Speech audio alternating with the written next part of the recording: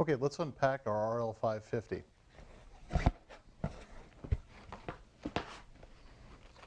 Manual, primer warning system, a tube kit, handle, accessory box, powder measure, and the machine itself. If you don't find all these items in the box, please stop and give us a call.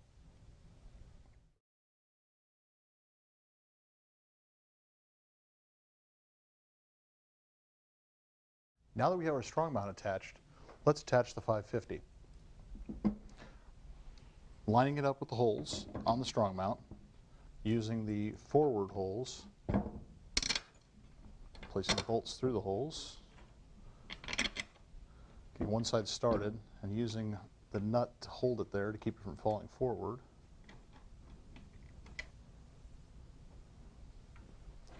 Then the other side.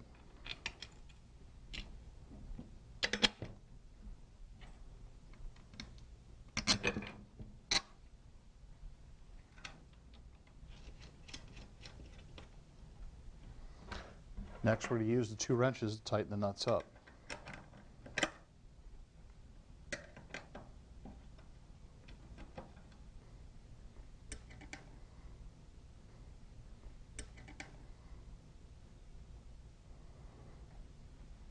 Next, we're going to unpack the accessory box.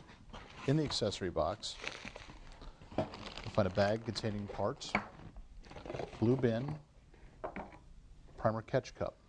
You'll also find the loaded cartridge chute bracket, which you would use if the press was mounted directly to the table. We're using a strong mount, so we'll use the bracket that was provided with the strong mount. The hole locations to mount the bracket are the first hole closest to the user, the hole located over the D in Dillon Precision, and the center hole out of all the holes on the bracket.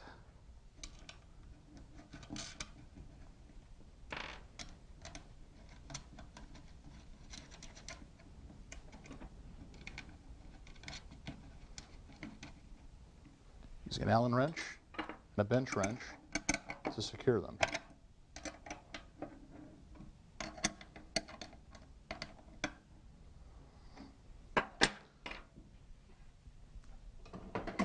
The 550 comes with a standard handle.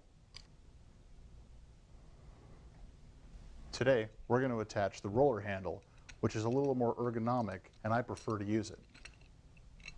To attach the handle, first we have to put a washer above the crank, thread the handle through, a washer below the crank, and a lock nut.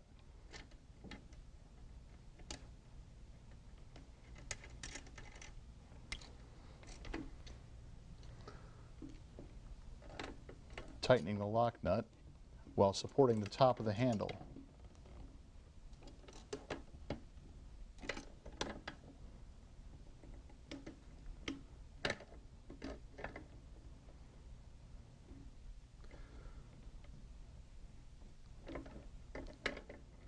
Wherever you finish tightening it is where the handle is going to remain, so make sure the handle is square to the press. Next, you'll need the caliber conversion, which is shipped separately from the machine. The caliber conversion contains shell plate, 3 locator buttons, and the powder funnel. In the accessory bag located in the blue box, there is a spring and a ball bearing. The spring goes into the hole located on the left-hand side of the platform. Ball bearing goes on top. Place the shell plate on the platform, clearing the ejection wire. Place the index star over the shell plate, making sure the pins line up with the corresponding holes in the shell plate. Next, put the shouldered bolt through the index star and the shell plate and tighten. You'll want to tighten it all the way down till it's tight, and then back it off about a quarter of a turn. Next, you'll need to get the brass tip set screw that was also located in the accessory bag inside the blue box. You'll need to pull the handle down part way to see the location where the brass tip set screw is inserted. You're going to screw the set screw in, all the way in, until it touches the shell plate bolt. By doing so, this will keep the shell plate bolt from tightening down as you index the star forward.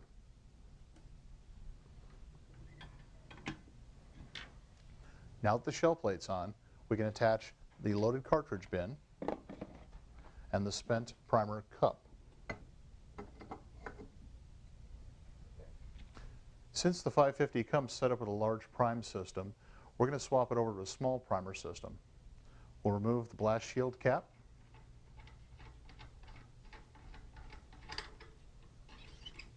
remove the large magazine tube that's denoted by the red tip. We'll get our tube accessory kit bag and get the magazine tube that's denoted by the blue tip. Drop it in the top, walk it around until it drops into the slot. Then reinstall the blast shield cap until it's finger tight. Do not over tighten it because it will damage the tip. Next, we'll take an Allen wrench and remove the two cap head screws on the bottom of the prime system.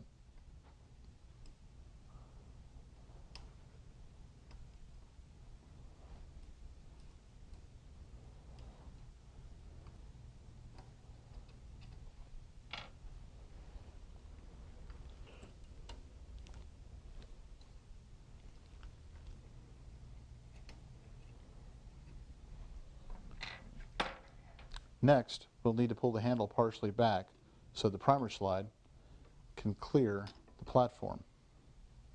Removing the primer magazine tube, setting it down.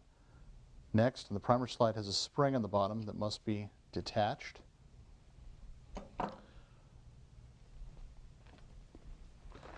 Retrieving the small primer slide from the same bag that contains the large powder bar.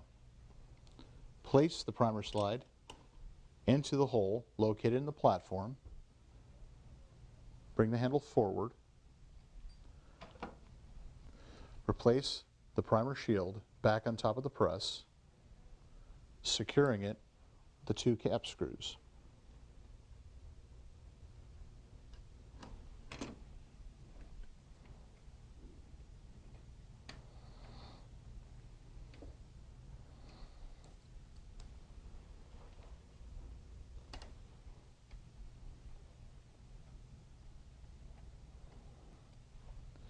And remember to reattach the spring.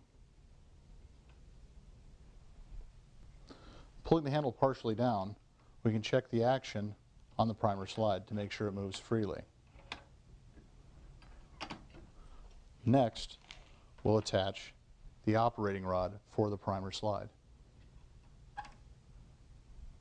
Pulling the handle partially down, pulling the primer slide back, putting the operating rod on the other side of the primer slide so that it contacts the roller. Pulling handle to check operation. The primer slide should move forward and back with no hanging points. Next, we can put the low primer sensor on top of the blast shield and the follower rod. Now we're going to attach the optional bullet tray. The bullet tray aids in productivity by locating the bullets closer to your working area. Locate the top two holes, take the bolts, put them in the two holes closest to you on the strong mount.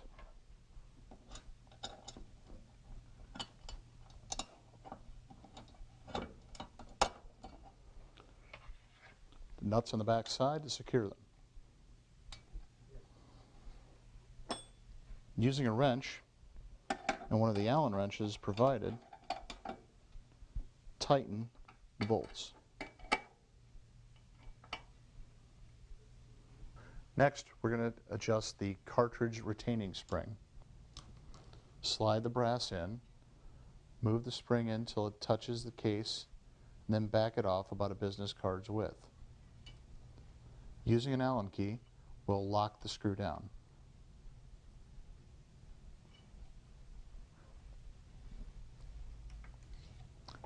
Now with that adjusted, we're going to install the dies.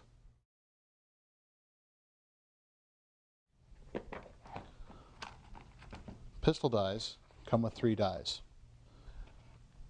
The first die you're going to use is the resizing depriming die, and that's readily visible by the decapping pin.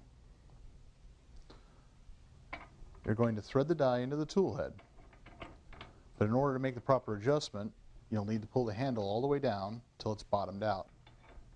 Screw the die down until it makes contact with the shell plate.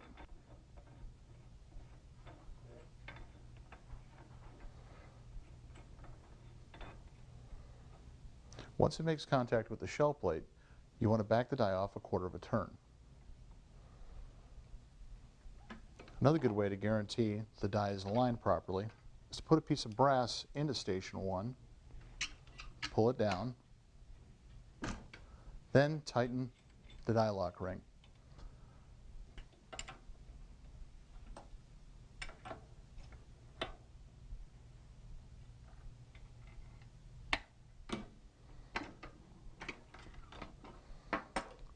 The next station we're going to set up will be the powder station. You'll need to get the powder measure from the box. Take the powder measure, remove the 2 screws that are holding in the powder die.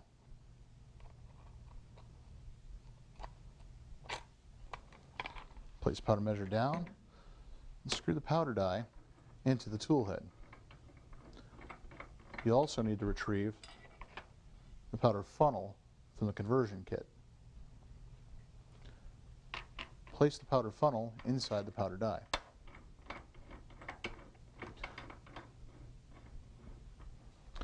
Attach the powder measure to the powder die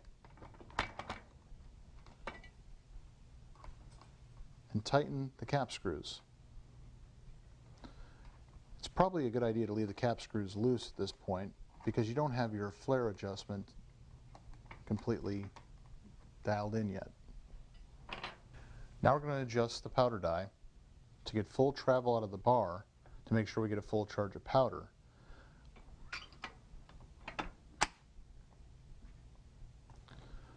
We'll need to adjust it a little farther down to flare the case mouth to accept a bullet. As we pull the handle down, it moves the powder bar over to pick up powder charge and lifts the powder measure up on its base.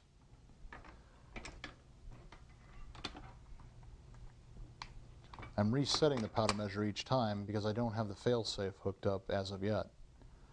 I'm screwing the die down 1/4 of a turn at a time until I get the proper flare on the case. The proper amount of flare would allow the bullet to not shave any pieces of lead or shave any jack of the bullet without crushing the mouth of the case. Too much flare will shorten case life. I believe I have the flare adjusted correctly. Before I tighten down the die lock ring on the die, I want to pull the handle down, put pressure on the die. Screw the die lock ring down.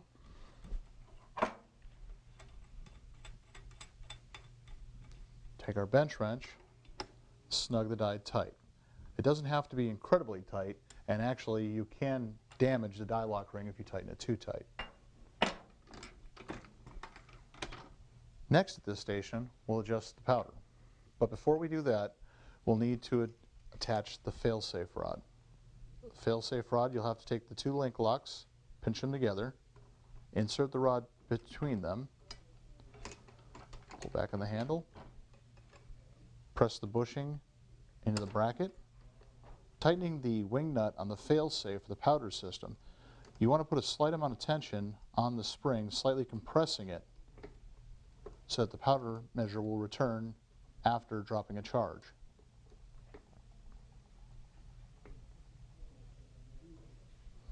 good way to check it by pushing forward as if you were priming and making sure the primer punch springs out of the hole. Now that we have our flare adjusted properly, we're going to have to check the powder.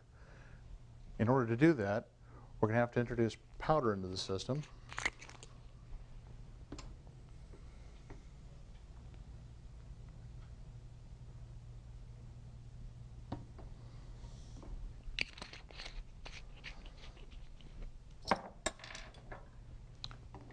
And we'll also need a primed case, so we'll have to put primers in the machine.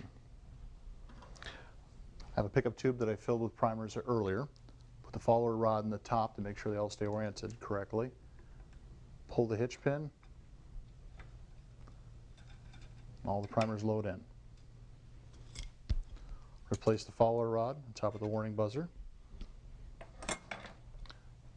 Take an empty piece of brass, put it in the first station. Resize it, deprime it. Primer bar will pick up a fresh primer. Just push forward, it'll seat the primer. We'll have a primed case to work with in station 2 to check our powder charge. Inserting it into station 2, so we pull the handle back, powder bar will make full travel, dropping the powder charge. Take the powder charge out.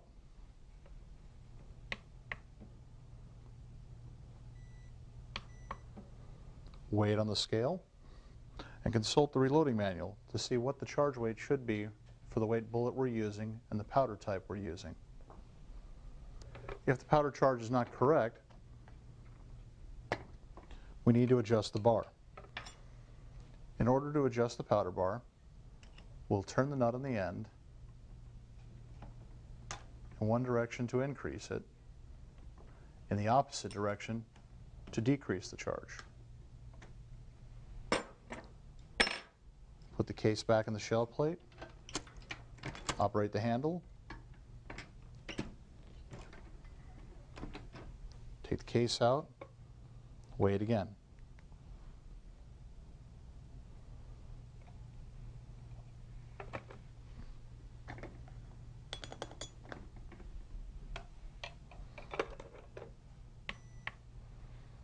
The charge we're looking for is still a little lighter than what it's throwing. What we need to do is decrease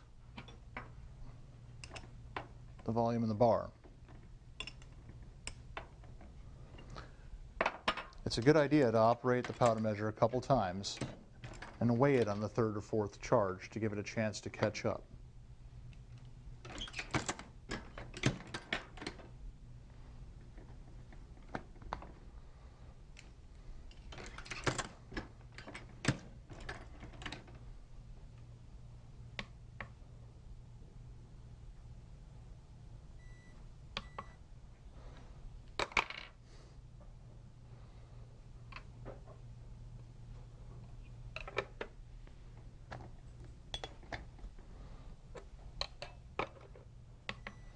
Now that the powder charge is correct, we can move on to seating.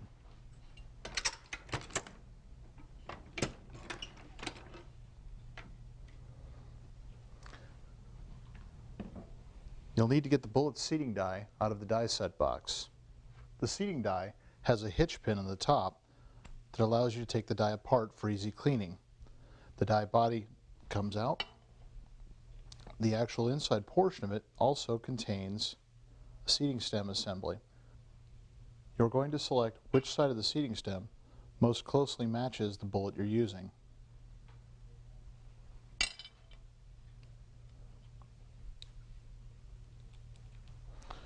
Reassemble the die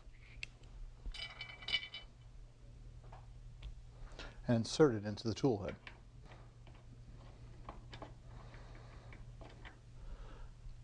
Using a case placed in station number 3 and a bullet,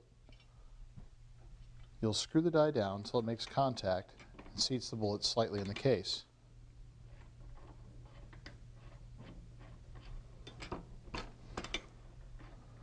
So far, our seating stem hasn't touched the bullet as of yet. If we keep screwing it down, it will make contact with the bullet and begin to seat it. At that point, It's a good idea to take the bullet out, consult the loading manual, see what the overall length is for the bullet you're using, and use a set of dial calipers. The seeing depth is not quite down far enough, so we'll screw it down a little farther. If it had been in too far, you could back the die up, which would leave the bullet out a little farther, but you'd have to start with a fresh bullet and piece of brass.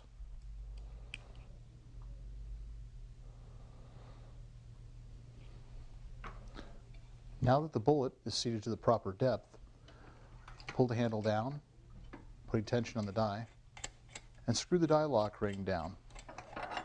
Once it touches, we'll use a wrench to snug it up. Once again, not too tight to destroy the nut. The final station will be the crimp die. The crimp die also comes apart by pulling a hitch pin, taking the body off, for cleaning. There's no insert or anything else to change or move around for different bullets. Placing the crimp die into the tool head, and you start turning it down. A quick way to adjust it down is pull the handle all the way down, pushing the bullet up, and screwing the crimp die down until it makes contact.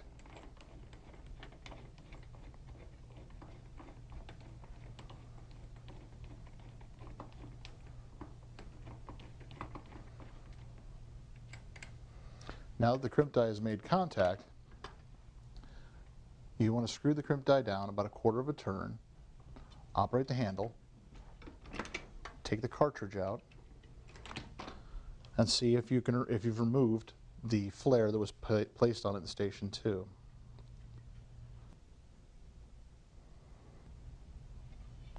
We'll have to screw the die down a little farther because it hasn't quite removed the flare that we placed on Station 2.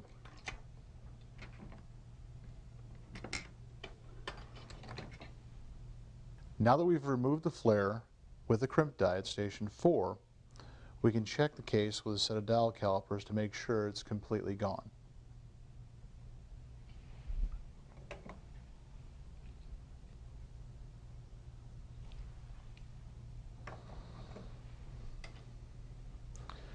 It needs to go down just a little farther to remove the remaining flare.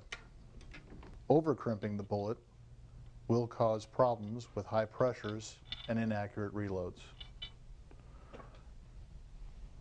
Once it's crimped correctly, we'll twist the die lock ring until it's tight, and then wrench tighten it from there.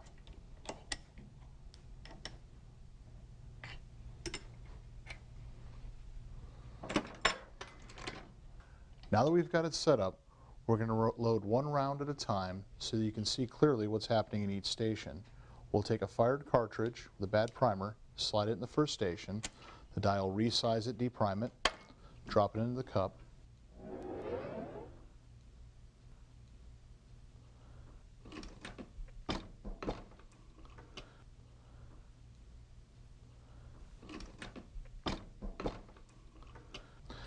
This primer slide will be picking up a fresh primer as we go forward. We'll push forward, which will seat the primer into the case. We manually advance it to the next station. As you pull the handle down, the case will go up, it'll flare the case, and drop the prerequisite amount of powder.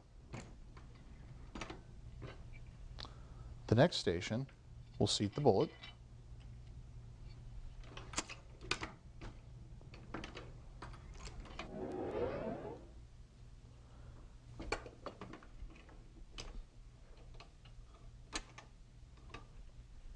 and the last station will crimp the bullet.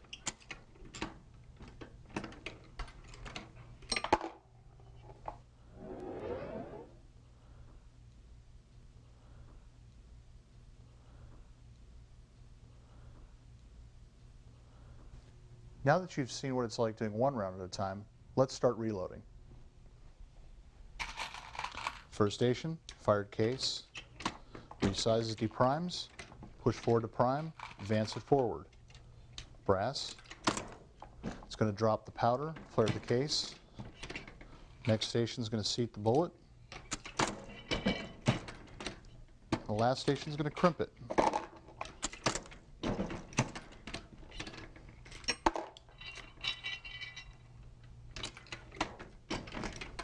And that's it. It's that simple. Be safe and enjoy your reload.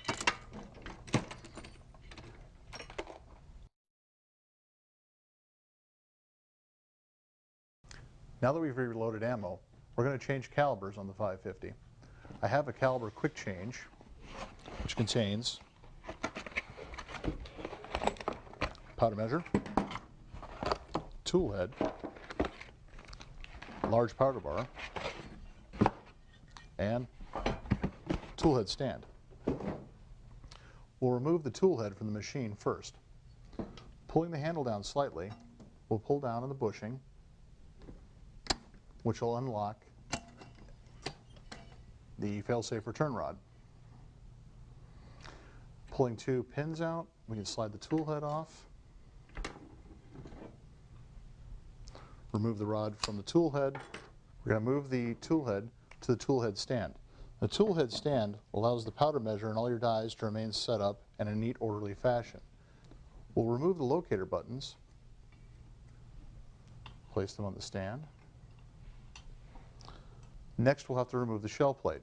In order to do that, we'll pull the handle down part way, take an Allen key, and remove the brass-tipped set screw.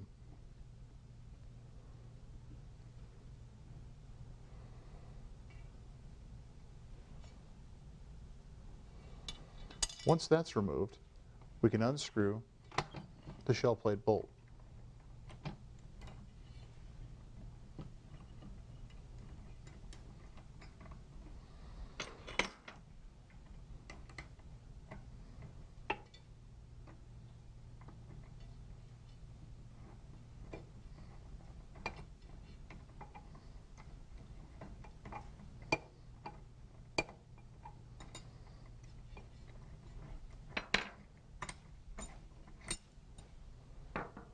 Removing the index star and the shell plate, making sure not to dislodge the detent ball. Placing the shell plate in our tool head stand. We'll get our conversion to our next caliber, remove the shell plate, place the shell plate back on the platform underneath the ejection wire. Place the index star on top, making sure the nubs line up with the holes. Place the shell plate bolt through both of them and tighten it down.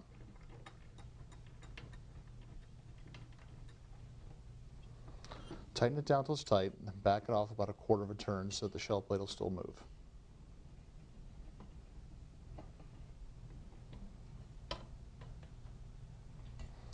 Next, we'll reinstall the set screw.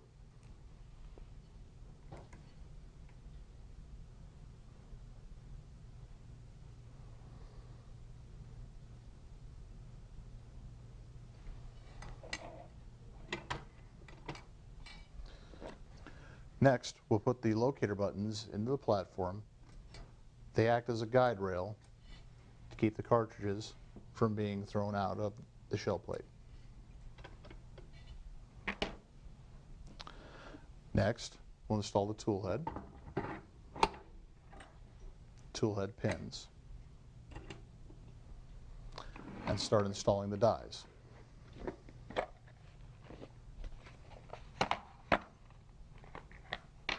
The dies we're using are a Dillon Precision 3 dies set. You could be using a set of 2 dies, which we'll cover that later.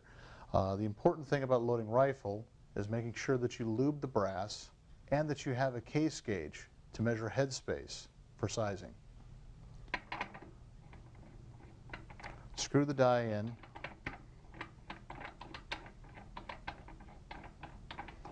And as a reference, pull the handle down. Screw the die down until it makes contact with the shell plate.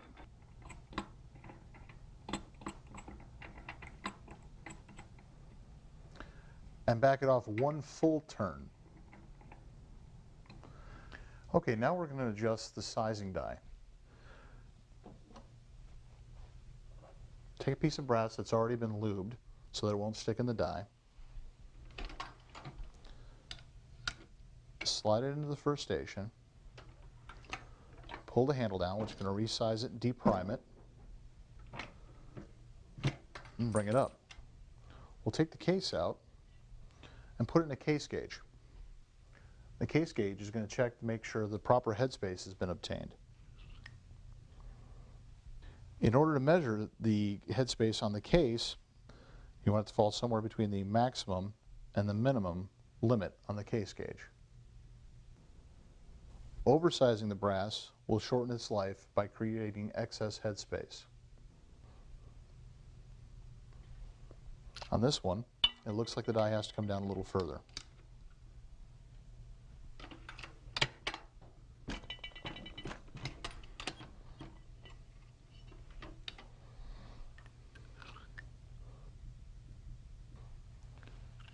It'll have to come down a little further still.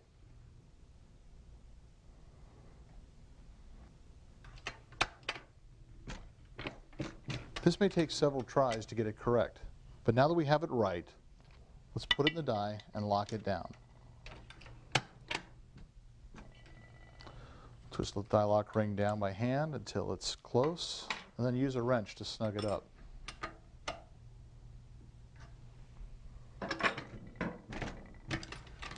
Now that we have the headspace set correctly, we'll put the casing in and flip the gauge over to check to see if it needs to be trimmed.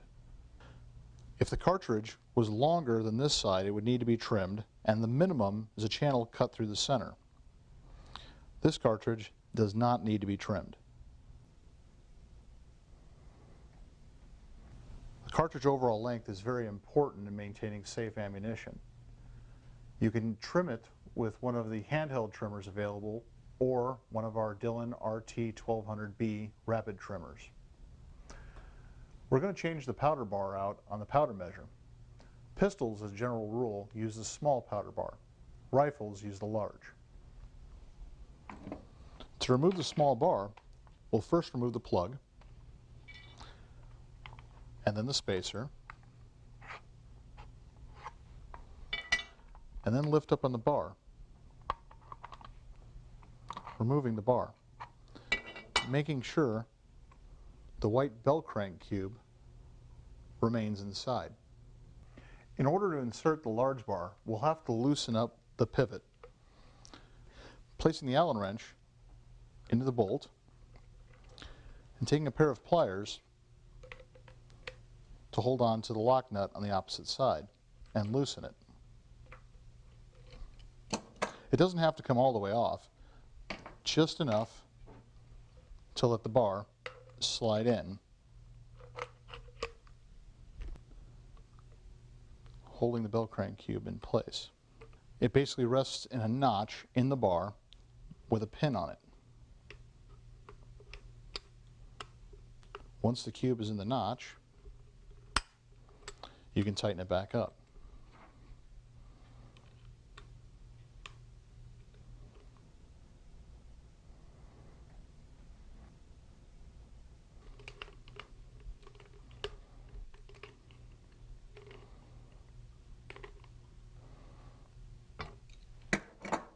It's a good idea not to over-tighten the bell crank, so make sure it operates freely.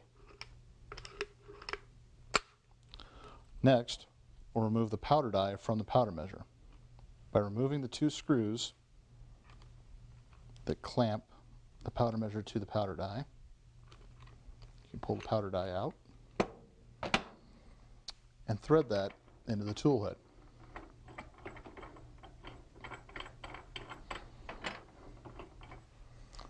Now the powder funnel for a rifle looks different from a pistol in that it doesn't have a bulbous end to expand the case.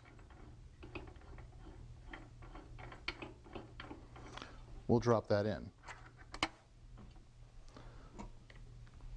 Next, we'll place the powder measure on top.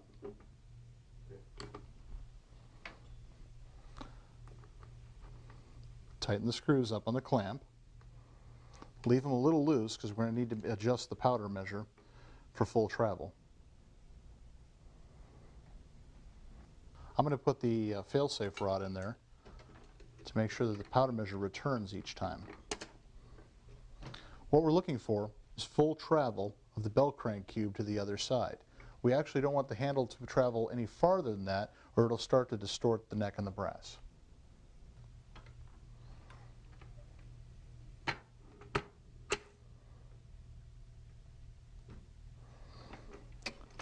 didn't quite make it all the way over. So we'll screw the die down a little farther. I'm grabbing the die from below because there's a little bit more protruding down there.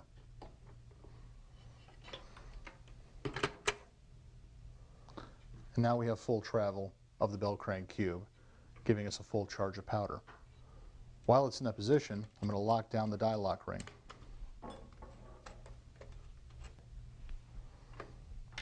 I'm going to snug the die lock ring down, but not tighten it too tight as to match the die lock ring. Now that we've got the powder bar travel adjusted, let's adjust the powder charge. Start by pouring our powder into our powder hopper.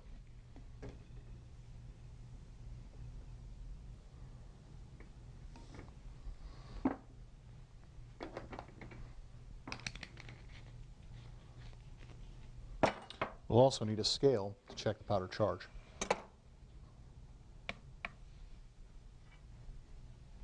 Place the shell into the shell plate. Operate the handle. Handle back. Take the cartridge out and weigh the powder charge.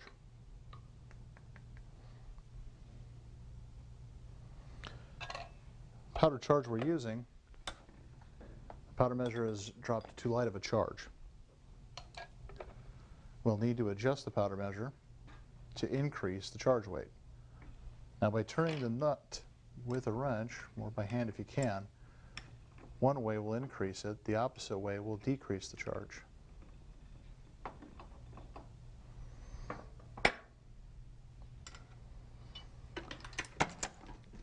It's a good idea to operate it a couple times to give the powder bar a chance to catch up.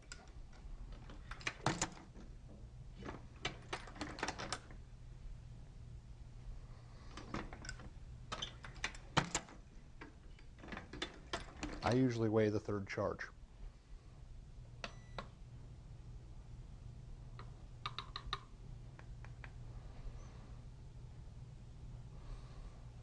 And we're there.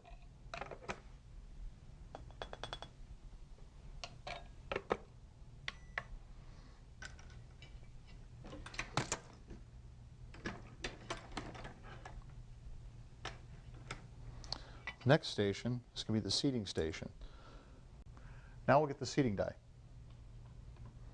Some manufacturers make seating and crimp dies in a combination. Dillon dies separate those two steps to make it easier to adjust. We're going to screw the die into the tool head and screw it down until it touches the platform, and then back it off 2 full turns. Put a case in there and lock down the die lock ring.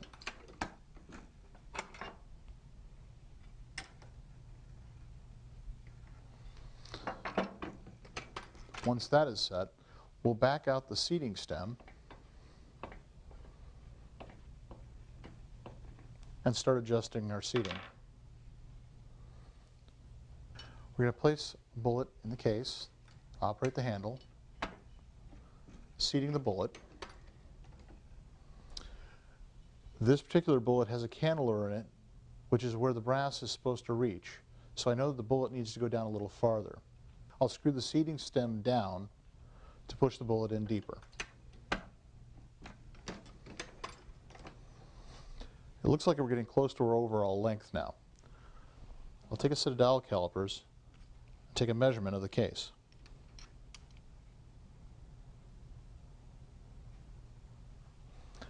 Check our reloading manual, see what the overall length is supposed to be with this particular bullet.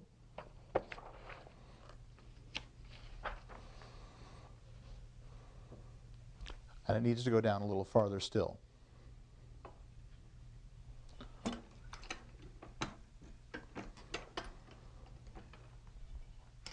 Take a measurement of the overall length again. And see that we need to still go down further.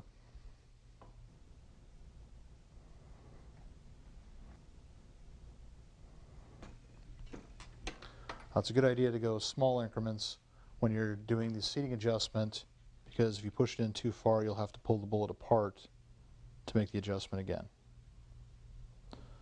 And we're right where we need to be now. Put the bullet back in the shell plate, put the handle down, and we'll lock the lock nut for the seating stem.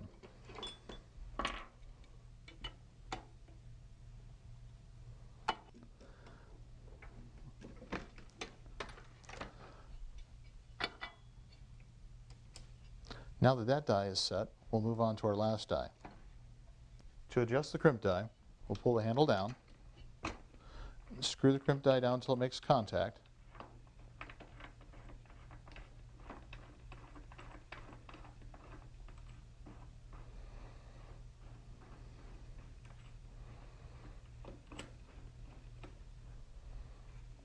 lift the handle up, and go one full turn, and then pull the handle down again and inspect the cartridge.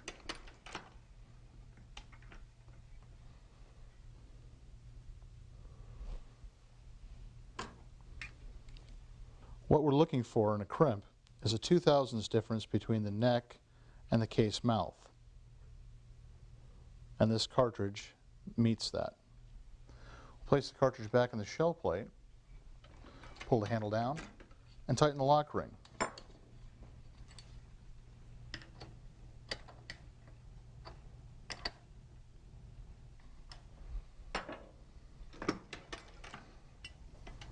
Now that you've seen us reload one cartridge at a time, we'll go into full production. In the first station, we're going to take our already lubed brass, slide it in, it's going to resize it, deprime it. Primer bar is picking up a fresh primer, push forward to seat the primer. This is a good time to inspect your brass to make sure that it's not over length. We're going to index it to the next station, it's going to drop our powder. Third station is going to seat the bullet. And the last station is going to crimp it. And once all the stations are full, every time you pull the handle, you'll get a loaded round.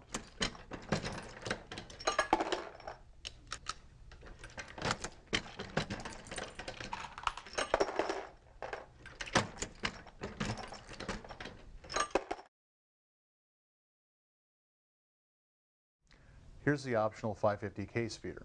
It's a great accessory to have if you're loading pistol caliber cartridges. The 550 case feeder will actually speed up your reloading time by keeping you from having to reach out and grab a piece of brass and place on the shell plate. Now let me show you what came in the box. In the box, you have a 550 lower case feeding assembly. You have a bag of hardware, the mounting post, the case feed cam, the case feed post support, case feed tubes, the cartridge catch bin that we won't be using because it already has a 550 strong mount on it, the case feed assembly,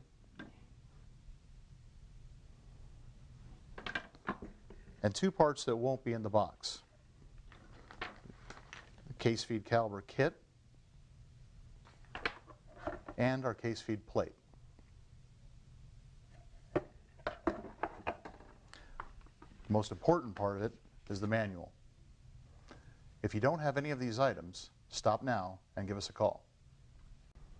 Okay, now we're going to start installing the 550 case feeder. First thing we're going to do is remove the primer actuating rod.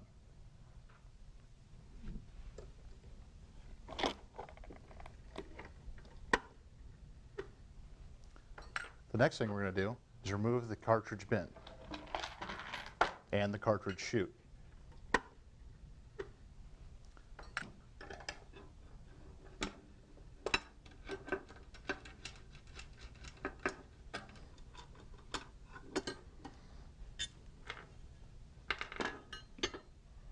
Next, we'll need to remove the tool head. Pull down the bushing for the fail-safe rod. Pull your handle up. Pull the two pins. Slide the tool head out.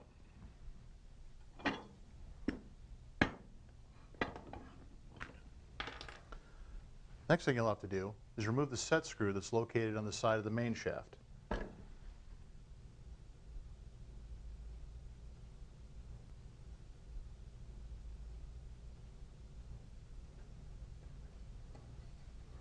Once that's removed, raise the handle and remove the shell plate bolt, the index star, and the shell plate.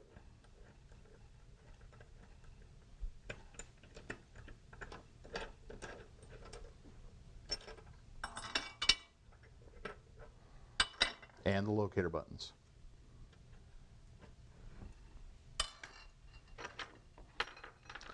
Next, we're going to remove the two cap head screws that hold the platform to the shaft.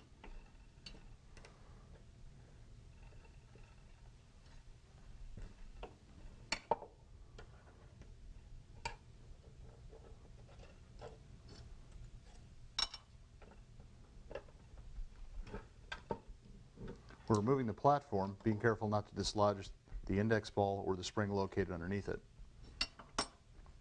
And now's a good time to remove any primers that are located within the system. Now we're going to remove the index ball and spring from the platform. Next, we're going to remove the fail-safe bracket from the bottom of the platform. Finally, we'll remove the two screws that secure the roller bracket assembly to the platform.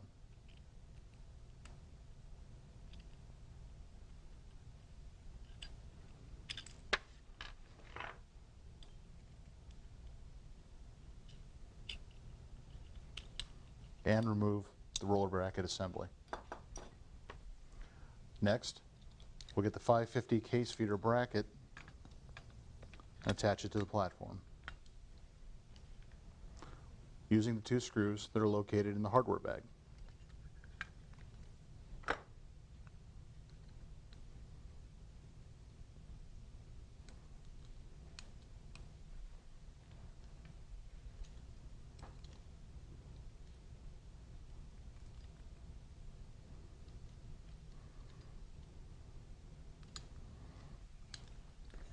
We'll reposition the fail-safe bracket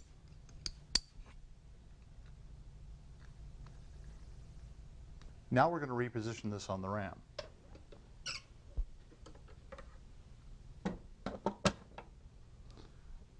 Using the bolts you removed to secure the platform. You don't need to tighten the bolts all the way because there's an alignment procedure we'll do next.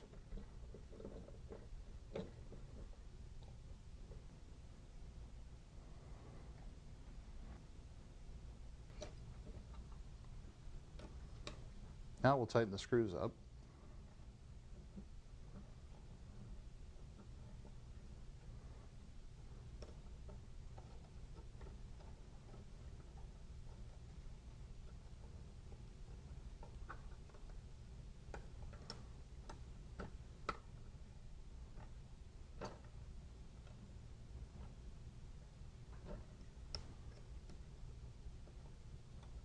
And you don't want to tighten them too tight because we're going to align the platform with the tool head.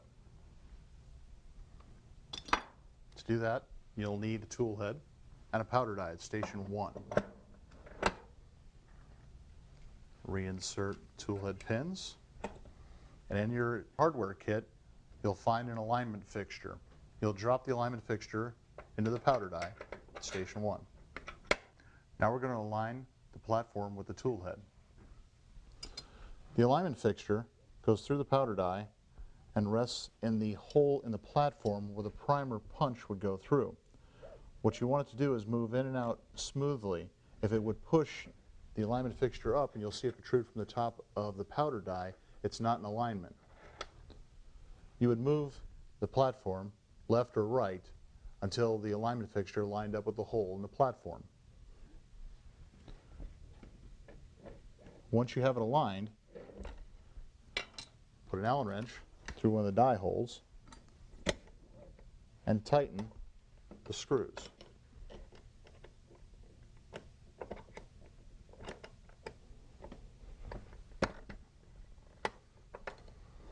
Now we're going to check it to make sure my tightening it didn't take it out of alignment. Pull the handle a couple times to make sure that the alignment fixture goes into the hole and does not drag. And it's in alignment. Now that that's done, we're going to attach the case feed post support. We'll remove the 2 back screws and nuts on the machine mount.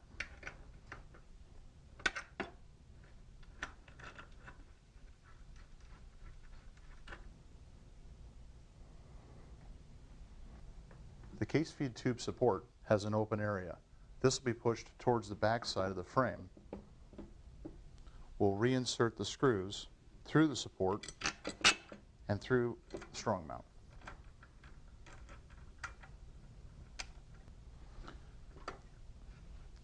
We'll also need to remove the front right-hand side bolt. We'll need to remove it for the case feed cam.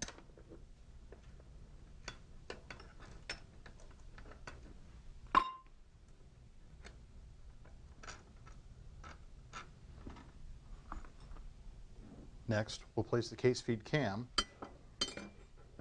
and you might have to move the plunger out of the way. Pull the plunger back.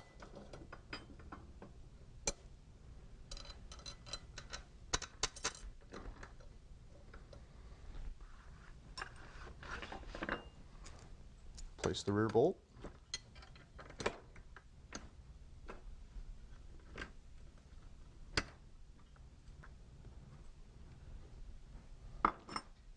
You'll want to leave these a little loose so that you can make an adjustment for case feeding. We're going to make the cam adjustment next.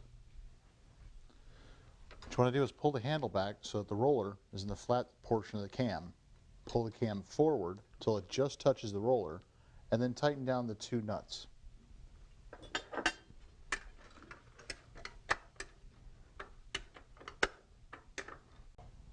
Now we're going to start reassembling the platform. We're going to put the spring back into the platform, the index ball, the shell plate, the index star, and the bolt.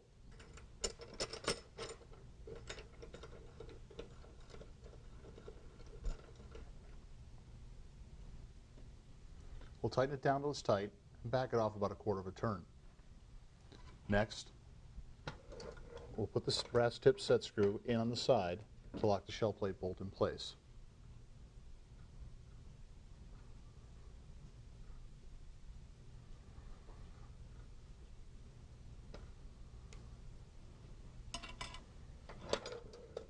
Check the shell plate to make sure it turns freely. Now we're going to install the Station 1 locator.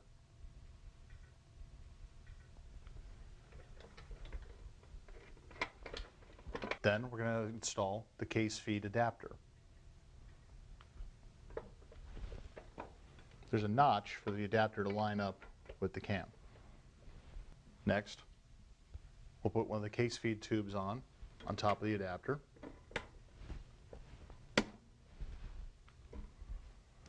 Then we'll put the case feed post into the support. Take 2 bolts out of the accessory kit, lining them up with the corresponding holes on the tube, placing them through. Nuts to secure them.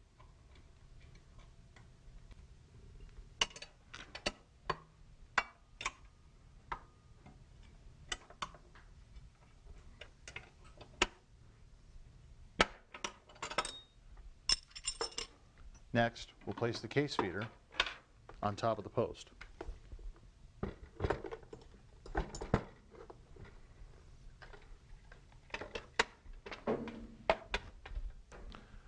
Next, I'm going to install the set screw to hold the case feeder. I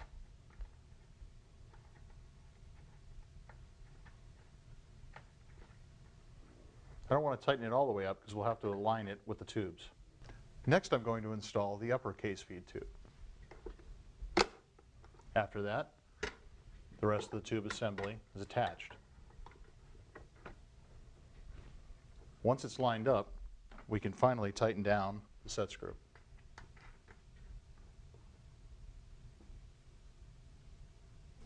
Next, I'm going to install the tool head. Remove the old tool head, the one with our dies in it, back into the machine. Now we're going to install the case feed plate. The case feed plate on the back side of the clutch has a notch in it for a corresponding roll pin on the case feeder. All you need to do is set it in there, rotate it around until it drops onto that roll pin. Next, we'll install the locator buttons and the fail-safe rod.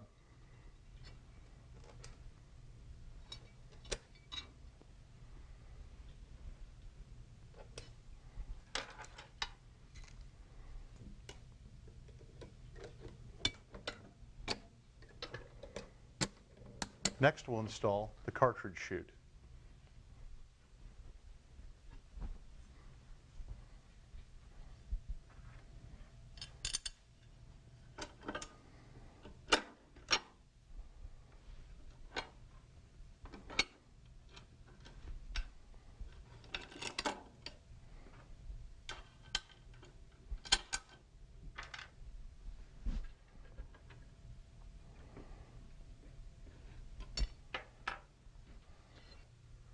Now that we've got powder and primers in the machine, all we need to do is put brass in.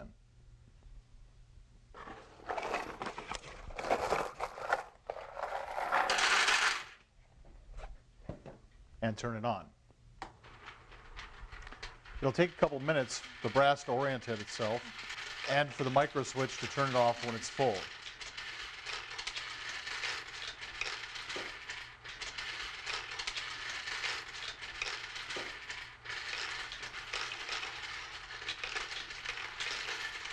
Now that the tube is filled, we can start reloading, just like usual, except for we won't have to put brass in at the first station.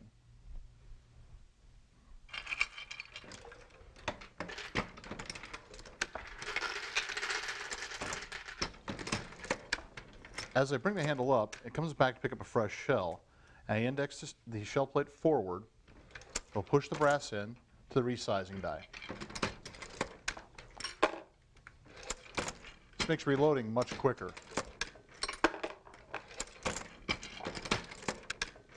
Like all of our machines, the 550 has an optional machine cover. This is a great idea to keep the machine safe and secure and keep it from getting dirty.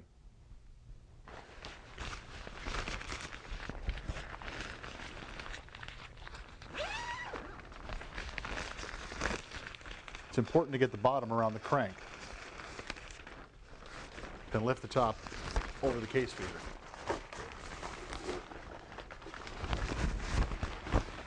Making sure to clear the handle.